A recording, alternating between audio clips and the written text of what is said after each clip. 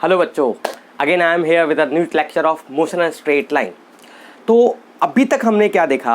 अभी तक हम लोगों ने देखा कि पॉइंट मास क्या होता है, मोशन क्या होता है, रेस्ट क्या होता है, रेस्ट की पोजीशन क्या होती है। आज हम क्या देखने वाले हैं? आज हम देखने वाले हैं type of motion, frame of reference, distance and displacement. चलिए शुरू करते हैं।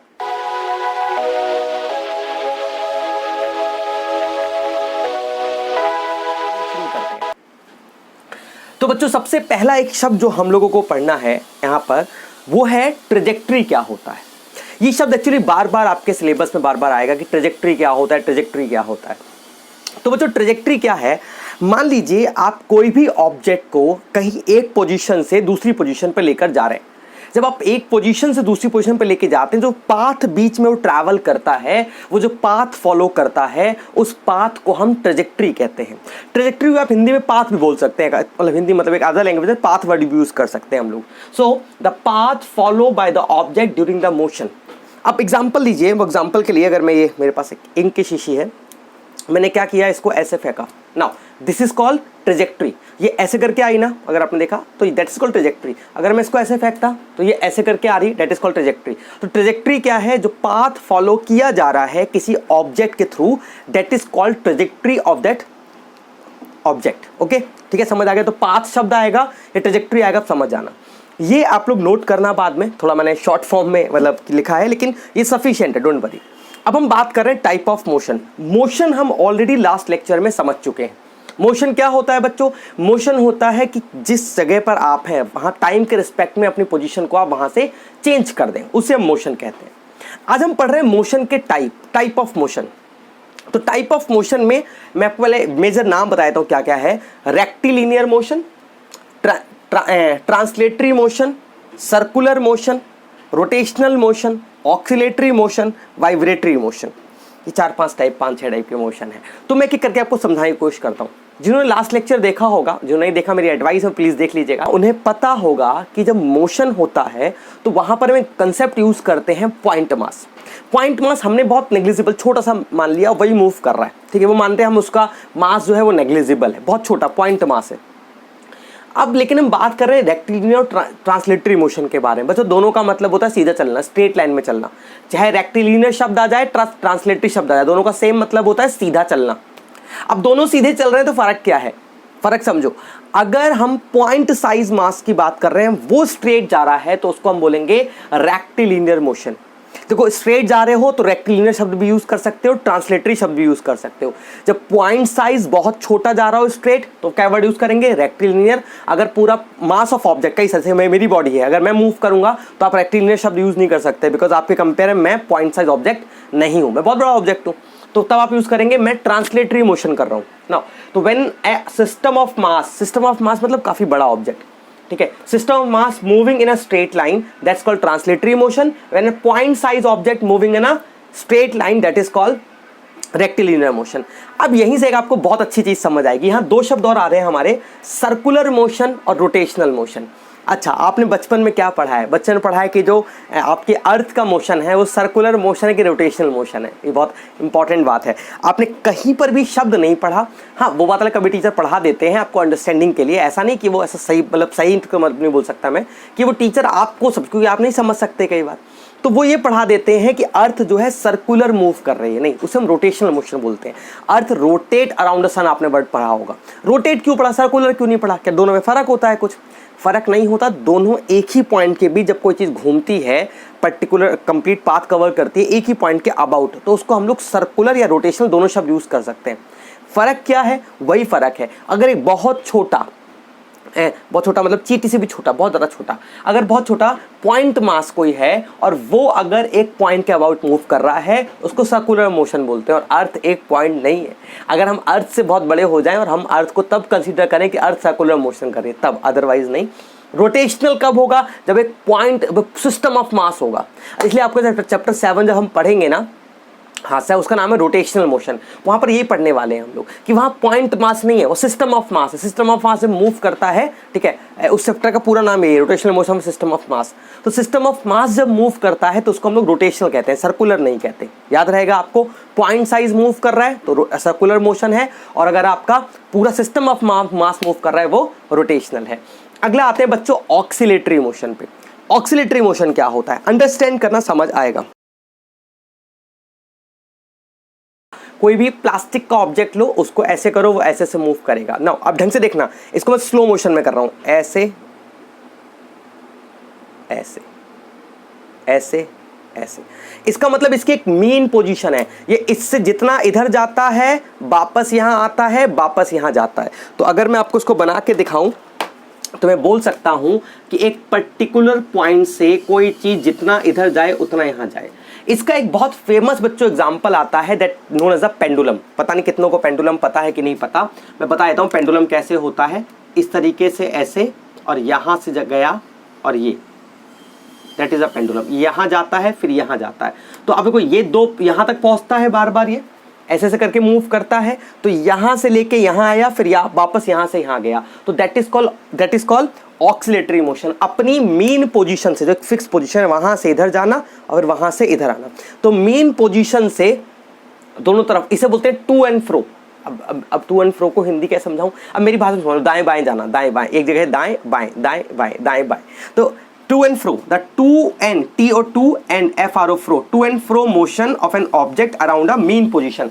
तो सेंटर वाली पोजीशन को मीन पोजीशन बोलते हैं। तो उसी से इधर जाना, जैसे कि मैं यहाँ खड़ा हूं, टू वापस फ्रो, मतलब एक ही पोजीशन से इधर और इधर जाना। समझ आ गया? थोड़ा सा ये पहली बार कई बच्चे पढ़ रहे होंगे, इसलिए मैं ज़्यादा समझा रहा हूँ इसको। नाउ वाइब्रेटरी मोशन, जो मैं चम्मच का तो मैं एग्जांपल दे रहा था, चम्मच से मोशन कुछ इस तरीके से होगा, बहुत फास्ट होगा, ठीक है। एंड आपने ट्यूनिंग फोर्क सुना होगा किसी ने, वो फोर्क होते ऐसे करके मूव करती है। नहीं सुना, कोई बात नहीं, टेंशन ना लो। चम्मच को लो, चम्मच ऐसे करो, चम्मच ऐसे करके चलेगी। अगर हम इस ऑक्सीलेटरी मोशन को बहुत फास्ट कर दें, बहुत फास्ट, तो उसको हम लोग बोलते हैं वाइब्रेटरी मोशन। तो वाइब्रेटरी को अलग मोशन नहीं है, वाइब्रेटरी सब टाइप ऑफ ऑक्सीलेटरी मोशन। मतलब अगर आपके एक ऑब्जेक्ट मीन पोजीशन इधर उधर जा रहा है, लेकिन अगर बहुत फास्ट जा रहा है तो वाइब्रेटरी मोशन है, स्लो जा रहा है तो वो ऑक्सीलेटरी मोशन है। मतलब दोनों ऑक्सीलेटरी तो हैं ही, बट फास्ट होने से उसका एक स्पेशल नाम रख दे, it's called vibratory motion. Vibration, vibration कैसे होती है, ऐसे ऐसे करके होती है ना वाइब्रेशन। तो इसका मतलब क्या है, एक ही पोजीशन से वो ऊपर नीचे ऊपर नीचे ऊपर नीचे हो रहा है और बहुत फास्ट हो रहा है, इसलिए वाइब्रेटरी मोशन है, ठीक है। चलिए next topic, frame of reference. बहुत इंपॉर्टेंट है बच्चों, फिजिक्स में है ये एक इंपॉर्टेंट टॉपिक है। कई बार बच्चे से स्किप कर देते हैं, मैं स्किप नहीं करूंगा, ठीक है। फ्रेम ऑफ रेफरेंस क्या होता है, एक बात बताओ, एक सिंपल सी बात सुनना। मैंने बोला आप अपने स्कूल बस के अंदर बैठे, जो नहीं बैठते मान लो, स्कूल बस के अंदर बैठे, ठीक है। और बैठने के बाद आपकी मम्मी रोड पे खड़ी है, मम्मी या पापा जो भी आपको छोड़ने आ रहे हैं वो रोड पे खड़े हैं, आप बस के अंदर बैठ गए, अब आप चलने लगे, ठीक है। जब आप चल रहे हैं आपको क्या महसूस हो रहा है, आप चल रहे हैं, आंसर है नो। आपको लग रहा है आप बैठे हुए हैं, आपको लग रहा है मम्मी पीछे जा रही है, नहीं, मम्मी को क्या लग रहा है, आप आगे जा रहे हैं। इसका मतलब एक आपने, मैं एक एग्जांपल और देता हूँ फ्रेम ऑफ रेफरेंस समझाने के लिए, ठीक है। यहाँ दूँ एग्जांपल, ये हाँ, यहाँ पर दो पर्सन खड़े, एक यहाँ खड़ा है, एक पर्सन यहाँ खड़ा है, ठीक है भाई। और यहाँ पर एक वर्ड लिखा हुआ है, एक वर्ड लिखा हुआ है, that word is like this. I think ये आपको समझ आ रहा होगा। अब ये वर्ड लिखा हुआ है बच्चों, अब ये पर्सन 1 है, ये पर्सन 2 है। मैं पर्सन 1 से पूछ रहा हूँ क्या लिखा है, तो पर्सन 1 कह रहा है भाई 9 लिखा हुआ है। पर्सन 2 से पूछ रहा हूँ क्या लिखा है, कह रहा है भाई 6 लिखा हुआ है। दोनों ठीक है, दोनों गलत थोड़ी, लेकिन दोनों की पोजीशन अलग अलग होने से दोनों का जो कहने का तरीका है, जो आंसर है वो अलग हो गया। सेम तरीके से फ्रेम ऑफ रेफरेंस क्या होता है, एक पर्टिकुलर कोऑर्डिनेट की पोजीशन होती है, सेट ऑफ कोऑर्डिनेट्स होते हैं, जहां से हम ऑब्जेक्ट की वेलोसिटी, ऑब्जेक्ट की पोजीशन और अदर जो ऑब्जेक्ट के जो पैरामीटर्स हैं उनको हम डिफाइन करते हैं। अगर मैं बस में बैठा हूं तो मैं बोलूंगा I am stationary, mummy is moving, ठीक है। मम्मी को अगर मैं फ्रेम ऑफ रेफरेंस मान लूं, मम्मी को सेट ऑफ कोऑर्डिनेट मान लूं, तो मम्मी कहेंगे आई एम स्टेशनरी, बस इज मूविंग। हम क्या मानते हैं, अर्थ स्टेशनरी है, फिर मैं मून पे चले जाता हूं और मैं मानता हूं मून स्टेशनरी है, अर्थ मूव कर रही है। हम अर्थ पे होते हैं, हम मानते हैं अर्थ रुकी हुई है और सन मूव कर रहा है, मतलब जहां पर आप हैं वही आपका फ्रेम ऑफ रेफरेंस है, जहां पर खड़े होकर आप चीजों को देख रहे हैं, जहां खड़े होकर आप दुनिया को देख रहे हैं, वही आपका फ्रेम ऑफ रेफरेंस है। ये दो तरीके का होता है, एक जिसमें वो स्टेशनरी होता है, अर्थ को हम लोग मान लेते हैं, मतलब मेजरली अर्थ को हम स्टेशनरी मानते हैं, या आप किसी बस में बैठे हैं तो वो मूविंग आपका फ्रेम ऑफ रेफरेंस हो गया। अब सोचो, it is a set of coordinate that can be used to determine the position velocity of an object in the frame। अब मैं तुम्हें एक एग्जांपल और देता हूं, जैसे कि मम्मी यहां खड़ी, ठीक है, मान लेते हैं मम्मी है ये और तुम ऊपर चढ़ गए छत पे, तुम, चलो मैं तुम लिख देता हूं, तुम, ठीक है, ये तुम हो, ये मम्मी है, ये तुम हो। अब क्या तुम छत पे चढ़ गए बस की, ट्रक की, मम्मी हाथ हिला रही, कहां जा रहा है, कहां जा रहा है, कहता मैं तो खड़ा हूं, मैं तो कहीं जा ही नहीं रहा, जबकि ट्रक चल रहा है, आप तो खड़े हो, आप स्टेशनरी हो। लेकिन मम्मी के रिस्पेक्ट में देखोगे तो आप चल रहे हो, आप अपने रिस्पेक्ट में देखोगे, मम्मी मुझे तो पता नहीं आप क्यों चल, आप कहां जा रही हो पीछे, मैं तो यहीं खड़ा हुआ हूं, ठीक है। इसका मतलब अगर हम वेलोसिटी बोले तो यहां पर इसकी वेलोसिटी क्या है, 0 है ना, ये तो चल ही नहीं रहा, किसके रिस्पेक्ट में, इसे खुद के रिस्पेक्ट में, और मम्मी की वेलोसिटी इस तरफ मानी जाएगी, मम्मी पीछे चली जा रही है। तो इसका मतलब जहां से देखोगे वहां से ऑब्जेक्ट की वेलोसिटी, उसकी पोजीशन क्या होगी, चेंज होगी। तो जहां से खड़े होकर आप चीजों को देख रहे हैं बच्चों, उस फ्रेम को फ्रेम ऑफ रेफरेंस कहा जाता है। हो सकता है कि एक बार को आपको नहीं समझ आए तो इसमें टाइम लगता है, कंसेप्ट अच्छा है, अब इतनी ही देर में समझाना पॉसिबल नहीं। वैसे भी जब आपका धीरे क्वेश्चन करेंगे ना हम लोग, जब न्यूमेरिकल्स करेंगे स्पेशली, तब आपको जल्दी समझ आ जाएगा ये, ठीक है। आगे बात करते हैं बच्चों डिस्टेंस और डिस्प्लेसमेंट के बारे में। बहुत सिंपल, डिस्टेंस आपने 9th में पढ़ा होगा। तो भैया आपने फॉर एग्जांपल अपने घर से शुरू करा, ठीक है, घर से आप गए अपने दोस्त के यहाँ, फिर दोस्त के यहाँ से गए दूसरे दोस्त के यहाँ, दूसरे दोस्त के यहाँ से आपने साइकिल वो कार उठाई, वहाँ से कार उठा के आप कहीं पर घूमने के लिए गए, ठीक है। तो जहाँ आप अपने घर से डायरेक्ट वहाँ उस पोजीशन में पहुँच सकते थे घूमने वाली पे, पहले आप दोस्त के यहाँ, तो आपने जितना भी टोटल आपने पाथ ट्रैवल करा, उस टोटल पाथ को क्या बोलते हैं हम लोग, डिस्टेंस। इसलिए इस लोग कई लोग इसे पाथ लेंथ भी बोल देते हैं। The total path length of a body cover during the motion, आपने अपने पूरे मोशन में जितना भी पाथ ट्रैवल किया उसे बोलते हैं डिस्टेंस या पाथ लेंथ, ठीक है। कुछ नोट वाली इंपॉर्टेंट बातें हैं, it can not be zero, ये कभी जीरो पॉसिबल नहीं है, नेगेटिव पॉसिबल नहीं है, जब भी अगर मोशन हुआ तो ये कुछ ना कुछ होगा।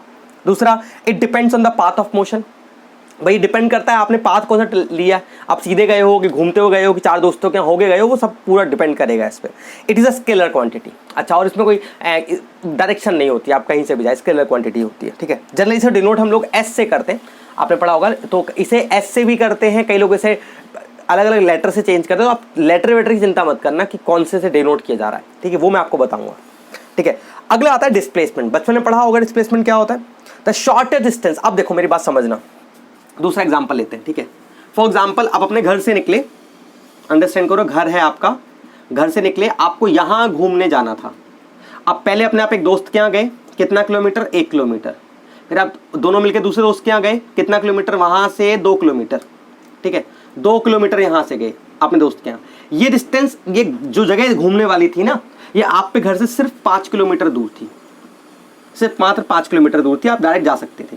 लेकिन आप पहले अपने दोस्त के यहाँ गए, फिर दूसरे दोस्त के यहाँ गए, फिर तीसरे दोस्त के यहाँ गए, और फिर वहाँ से आपने वहाँ से 3 किलोमीटर अपने दोस्त के यहाँ गए, और वहाँ से वो जगह 4 किलोमीटर दूर थी। तो टोटल कितना ट्रैवल किया आपने, 1 किलोमीटर पहले दोस्त के यहाँ, 2 किलोमीटर दूसरे दोस्त के यहाँ, 3 किलोमीटर तीसरे दोस्त के यहाँ। तो 2, 3, 5 और 1 6 किलोमीटर तो दोस्तों में घूम गए। फिर आप 4 किलोमीटर वहाँ से कार से गए, तो आप 10 किलोमीटर चल दिए। लेकिन अगर आप इनिशियल और फाइनल पोजिशन को देखो तो आपने एक्चुअल डिस्टेंस कितना ट्रैवल किया, आप कितनी दूर अपने घर से, मात्र 5 किलोमीटर। तो आपकी जो शॉर्टेस्ट डिस्टेंस है ना इनिशियल फाइनल पोजीशन के बीच में, कोई फर्क नहीं पड़ता आप पाथ कौन सा ट्रैवल किया आपने, बस ये बताओ आपकी इनिशियल फाइनल पोजीशन क्या है। बस आधे क्वेश्चन तो यही सॉल्व हो जाते हैं, न्यूमेरिकल वगैरह, ठीक है। तो अगर आपको कॉन्सेप्ट समझ आ गया, तो इनिशियल और फाइनल पोजीशन के बीच की मिनिमम दूरी, न्यूनतम दूरी, minimum distance, that is called displacement. अब इसके बारे में कुछ खास बातें, it does not depend on path, कोई फर्क नहीं पड़ता कौन से, तुम ऐसे घूम के आओ, तुम डायरेक्ट कूद के आ जाओ, तुम उड़ के आ जाओ, कोई फर्क नहीं पड़ता। It does not depend on path, it में बी पॉजिटिव, नेगेटिव और जीरो। मैंने शॉर्ट फॉर्म में लिखा है पॉजिटिव, नेगेटिव और जीरो। ये नेगेटिव है, समझ गए ना बात को, ये नेगेटिव, पॉजिटिव, नेगेटिव और zero. And it is a vector quantity, direction से फर्क पड़ता है कि आप नॉर्थ में गए हो कि ईस्ट में गए हो कि वेस्ट में गए हो, समझ बात है। अच्छा एग्जाम्पल देखो, एक मैं छोटा सा न्यूमेरिकल यहाँ करा देता हूँ आपको, ठीक है। न्यूमेरिकल क्या कहता है, न्यूमेरिकल कह रहा है कि भाई आपके पास इनिशियल पोजीशन ए पे शुरू करा और घूम के पोजीशन बी पे आ गए, इस सर्कल की सर्कुलर मूव कर रहे हैं, उसकी रेडियस है आर। अब कोई बच्चा बोलेगा सर पढ़ा तो रहे हो आप, मोशन स्ट्रेट लाइन, क्वेश्चन करा सर्कुलर का, डिस्टेंस डिस्प्लेसमेंट का एग्जांपल ले रहे हैं, कुछ भी ज़्यादा सीरियस हो जाते हैं। तो find the ratio of distance to the displacement, तो हमें डिस्प्लेसमेंट अपॉन डिस्टेंस का रेशियो फाइंड करना है। एक बार बताओ, यहां से यहां तक ये कितना डिस्टेंस ट्रेवल होगा? शॉर्टेस्ट डिस्टेंस क्या है? ये ना डायरेक्ट वाला, इतना घूम के गुजरा, सीधा चले जाते ना, क्या समस्या थी? तो ये कितना होगा? ये होगा आपका पाई आर, क्योंकि पूरा होता तो 2 पाई आर होता। हाफ सर्कल कितना हो जाएगा? Circumference pi R. और ये कितना ट्रेवल किया? ये 2 आर, ये डायमीटर हो जाएगा। तो रेशियो क्या आएगा? डिस्प्लेसमेंट कितना है भैया? 2 आर मिनिमम डिस्टेंस। डिस्टेंस कितना ट्रेवल किया? पाई आर, पूरा का पूरा। तो आर से आर कैंसिल हो गया, तो 2/पाई। अब कुछ लोगों को समझ आ गया होगा, जिसको नहीं समझ आया चिंता मत करो, अभी तो मैंने एग्जाम्पल देके समझाया, आपसे यहाँ तक समझ लो डिस्प्लेसमेंट क्या होता है। बाद में मैं जब न्यूमेरिकल कराऊंगा तब बता दूंगा वाली बात, ठीक है। तो नेक्स्ट लेक्चर में हम लोग क्या करेंगे? नेक्स्ट लेक्चर में हम लोग स्पीड, वेलोसिटी, उनके थोड़े से ग्राफ की तरफ जाएंगे। स्पीड क्या होता है, वेलोसिटी क्या होता है, ठीक है, और इंस्टेंटेनियस वेलोसिटी क्या होता है, वो सब हम लोग डिस्कस करेंगे, ठीक है। फिलहाल इस उतार लो। Thank you so much. आपको पता होगा डेमो लेक्चर चल रहे हैं आपके, ठीक है। चलिए, ओके, बाय बाय।